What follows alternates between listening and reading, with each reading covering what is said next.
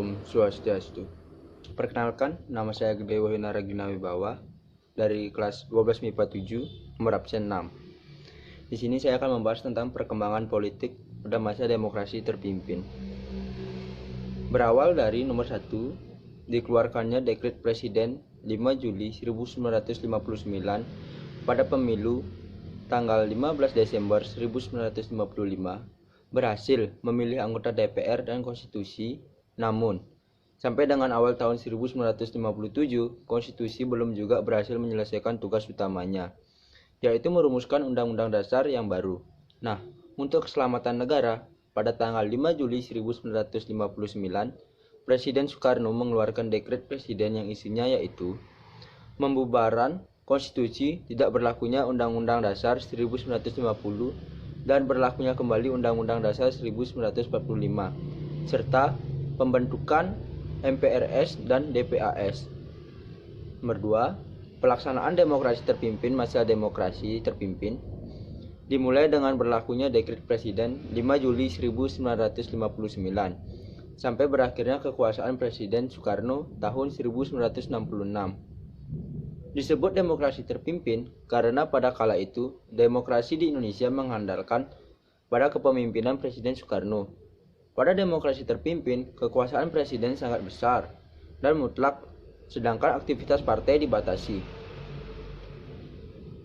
Pada masa demokrasi terpimpin, dibentuknya beberapa lembaga negara, yaitu yang A, pembentukan MPRS. Berdasarkan penetapan Presiden nomor 2 tahun 1959, Presiden membentuk MPRS dengan ketuanya adalah Khairul Saleh. Tugas MPRS hanya terbatas pada penetapan garis-garis besar haluan negara atau GBHN. Yang kedua, ada pembubaran DPR dan pembentukan DPR-GR.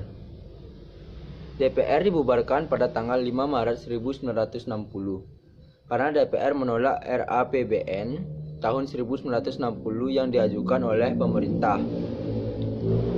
Presiden kemudian mengeluarkan penetapan presiden yang menyatakan bahwa DPR dibubarkan dan sebagai gantinya presiden membentuk DPR-GR. Yang C, pembentukan Dewan Pertimbangan Agung Sementara atau DPAS.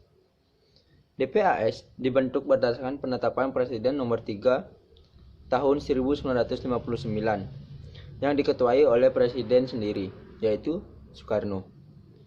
Tugas DPAS adalah memberi jawaban atas pertanyaan Presiden dan mengajukan usul kepada pemerintah. Yang D, pembentukan Front Nasional. Tujuan pembentukan Front Nasional adalah menyatukan seluruh potensi nasional agar menjadi kekuatan untuk menyukseskan pembangunan. Front Nasional dipimpin oleh Presiden Soekarno. Tugas dari Front Nasional adalah menyelesaikan revolusi nasional, melaksanakan pembangunan, dan mengembalikan Irian Barat ke NKRI. Dan yang E, pembentukan Kabinet Kerja. Pada tanggal 9 Juli 1959, Presiden membentuk Kabinet Kerja. Kabinet ini dilantik pada tanggal 10 Juli di tahun 1959 dengan programnya yaitu Program Kabinet Kerja. Nomor 3, arah politik luar negeri Indonesia pada masa demokrasi terpimpin. Dimulai dari yang A, peran aktif Indonesia pada awal masa demokrasi terpimpin, yaitu dengan cara pengiriman pasukan Garuda II ke daerah negara Kongo untuk bergabung dengan pasukan perdamaian PBB dan juga UNESCO.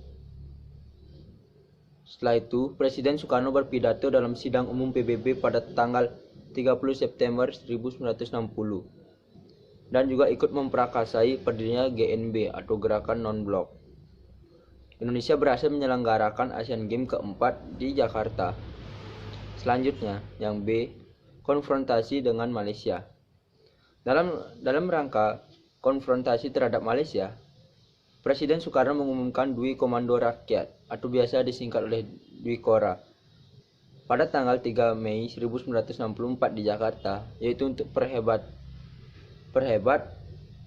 ketahanan revolusi Indonesia dan membantu perjuangan rakyat Malaysia membebaskan diri dari nekolim Inggris. Terakhir, yang C, Indonesia keluar dari keanggotaan PBB.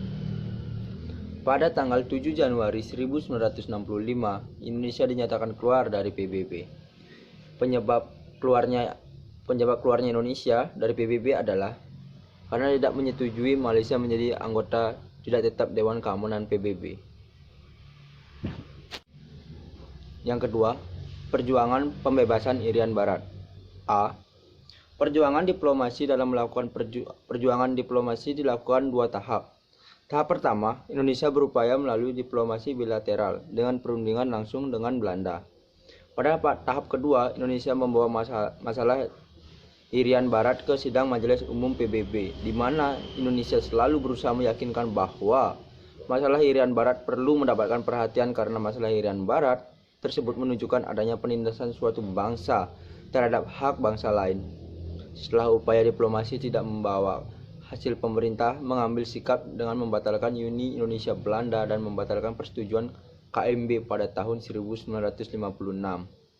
Yang B, konfrontasi ekonomi dan politik.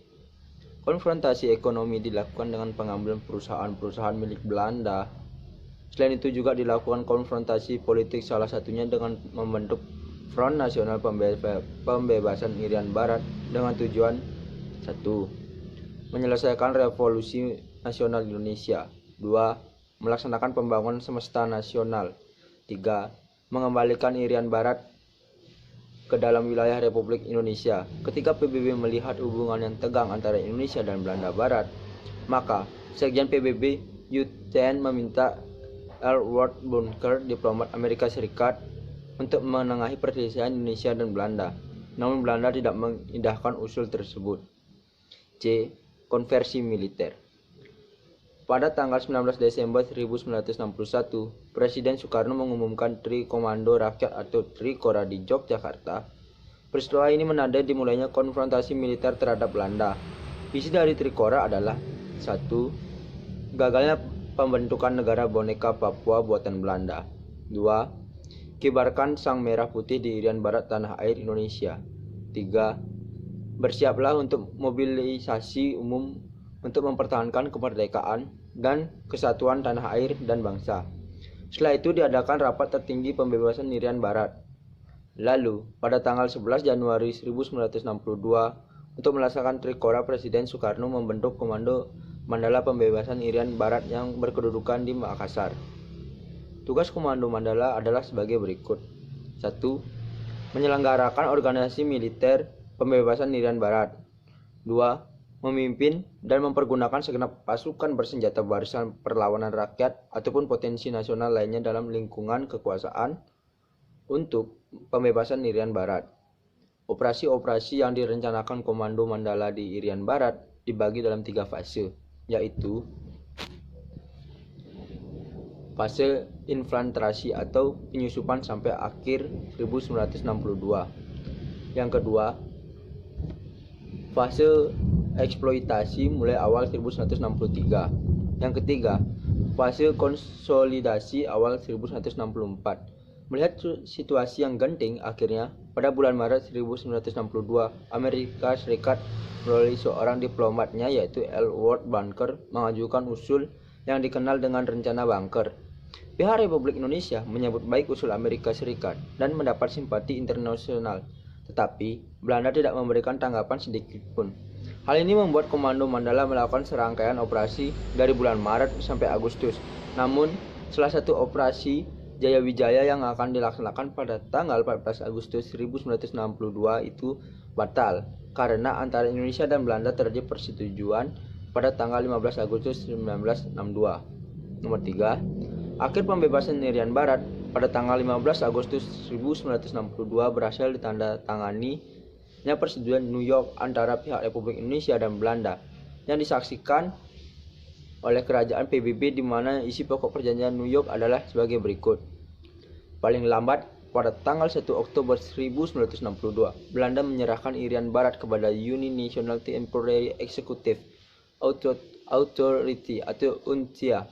Pemerintah sementara PBB akan menggunakan tenaga asal Indonesia, baik dari kalangan sipil maupun kalangan militer, bersama dengan putra-putra Irian Barat. Tentara Belanda meninggalkan Irian Barat secara bertahap. Pasukan Indonesia yang ada di Irian Barat tetap tinggal di Irian Barat, namun di bawah pemerintahan sementara PBB.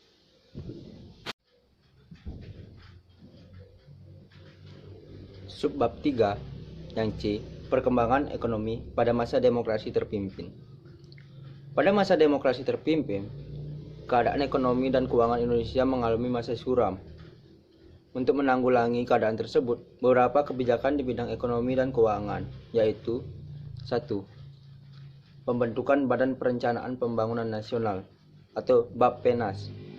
Untuk melaksanakan pembangunan ekonomi di bawah Kabinet Karya, dibentuk Dewan Perancang Nasional atau Depernas. Tugas Depernas adalah menyiapkan rancangan undang-undang pembangunan nasional dan menilai penyelenggaraan pembangunan. Pada tahun 1963, Depernas diganti nama menjadi Badan Perencanaan Pembangunan Nasional atau Bappenas yang dipimpin oleh Presiden Soekarno. Tugas Bappenas adalah menyusun rencana pembangunan jangka panjang dan jangka pendek, mengawasi pelaksanaan pembangunan, dan menilai hasil kerja mandataris BPRS. 2. Penurunan nilai uang atau devaluasi. Tujuan dilakukannya devaluasi adalah membendung inflasi yang tetap tinggi, mengurangi jumlah uang yang beredar di masyarakat, dan meningkatkan nilai rupiah sehingga rakyat kecil tidak dirugikan. Yang nomor 3, deklarasi ekonomi atau DEKON. Tujuan dibentuk DEKON adalah menciptakan ekonomi yang bersifat nasional, demokratis, dan bebas dari sisa-sisa imperialisme untuk mencapai tahap ekonomi sosialis Indonesia dengan cara terpimpin. Yang keempat, kebijakan lain pemerintah dalam usaha perdagangan. Pemerintah membentuk Komando Tertinggi Operasi Ekonomi atau KOTOE dan Kesatuan Operasi atau KESOP. KOTOE bergerak secara sentralistik untuk mengatur perekonomian negara. Sedangkan tujuan dibentuk KESOP adalah meningkatkan sektor perdagangan. Sekian dari saya, terima kasih. Om Santi, Santi, Santi, Om.